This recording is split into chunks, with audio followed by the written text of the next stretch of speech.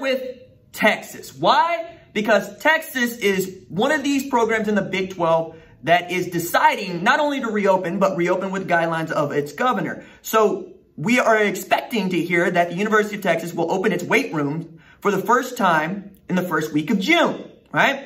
Weight rooms will be available on a voluntary basis without any coaching supervision for student athletes who need a safe, clean space to work and train.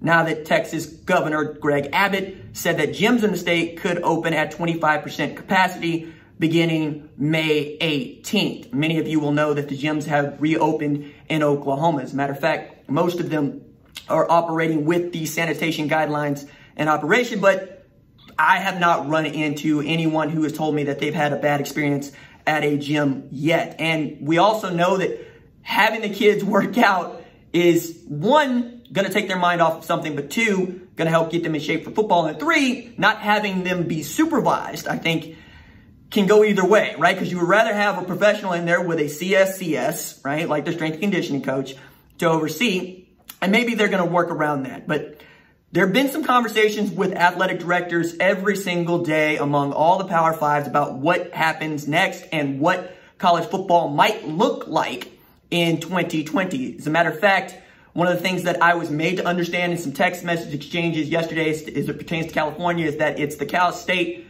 University athletic system, or excuse me, university system that has basically said we're going to online classes. It's not everyone. So USC, being a private institution, still gets some say about what they're going to do or not do. And athletic director Mike Bone, who just got the job like 6 months ago, is having conversations with Larry Scott and other athletic directors in the Pac-12 about what it might look like every single day. And right now, they are proceeding as if they get to play football with their opener against Alabama. But also we have other things that we got to keep into context, like Notre Dame was supposed to travel to Ireland to play Navy. I can't imagine that that game is going to take place in Dublin, Ireland, like it once was going to.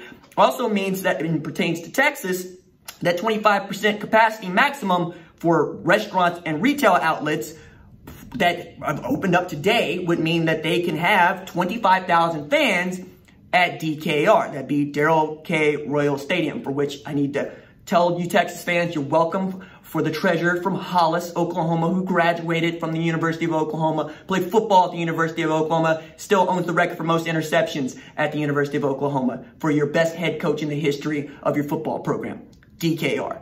But as a fallback, there is the possibility of moving football to the spring still, and that's one that's not going to be removed until you actually see football play.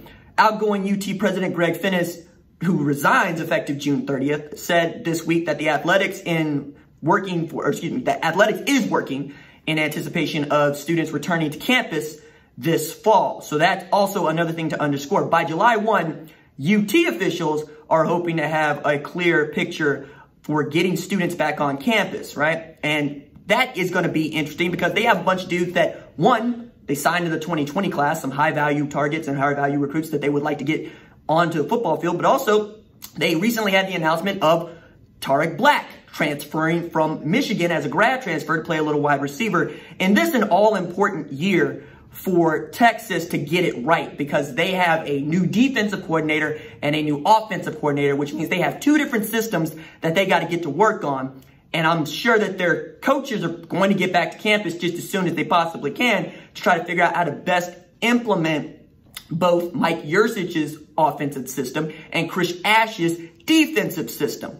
And that's one way in which I think Oklahoma kind of has a leg up, even more so now than usual, but they're also at a really weird juncture as we are preparing for what we think is going to be a wave of recruiting commitments for Oklahoma, but also in a year in which you are transitioning from one very experienced quarterback and one of the best quarterbacks from an experience standpoint that college football has ever seen in Jalen Hurts to a true freshman, or excuse me, to a redshirt freshman, an unproven commodity in Spencer Rattler, who's going to be without one of his favorite weapons and one of the weapons for which many Oklahoma fans will expect to see in Jaden Hazelwood, who blew out his ACL during this pandemic. It's not that Oklahoma's not deep at receiver, it's that they are not deep in experience at receiver. Even as they've tried to mitigate that with bringing in Theo Howard, who blew out his Achilles and is in doubt to play this year, might file for a medical red shirt, along with guys like Obi Obialo, who was once on campus in Stillwater, then went to Marshall, now grad transfer in Oklahoma, right? So they've tried to mitigate that, but I find this to be a very interesting year, not just nationally, but particularly in the Big 12, where Oklahoma's won 5 straight Big 12 titles in 58 games since 2015, and yet this would have been the year for which they would have looked the most vulnerable if it was a normal year. And even now, as it has pertained to the college football playoff, seems like it's going to pertain to Oklahoma, things are just going to come up Lincoln Riley. Because, again, he's got 2 quarterbacks that have been in his system. Either one has started for him, but they've been in the system. And he's got a defensive coordinator who's getting rave reviews and just put a first-round draft pick into April's draft and is saying all the right things to all the right recruits and is being very specific and very particular about the kind of guys he wants to recruit to the system. In another year for which we expect Trey Brown to step up, Patrick Fields to step up, Delarian Turner-Yell to have another excellent year, and you're looking to get Trey Norwood back. There's lots of great talent on that defense, but that's never been the problem. It's been about strategy and scheme and effort, and that's what they are hoping to get. Now, I'm really interested to see what this looks like against Texas if that game gets to be played, because Jake Smith, I'm very high on, Gatorade National Player of the Year and State Player of the Year in the state of Arizona, which means that he was more highly regarded than Spencer Rattler the same year. I'm also very interested to see what Brendan Eagles looks like and Malcolm Epps moving to the other side of the ball. If that sticks, I want to see if Sam Ehlinger has really matured into the kind of quarterback all of national media wants him to be.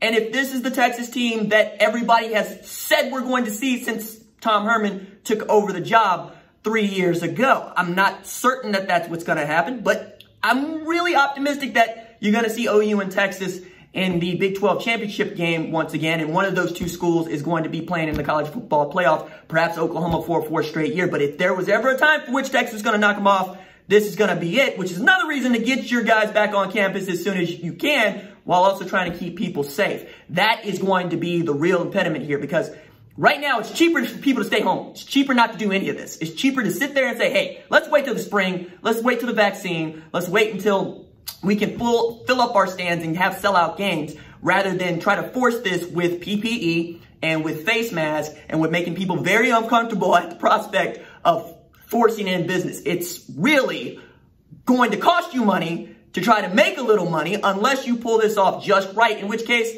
hey, maybe you're as good as the producers at ESPN when they put on a spectacular NFL draft under circumstances, or maybe it all comes, crashing and burning, and you're not as good as you once thought you were, and you could have saved face by not doing anything at all.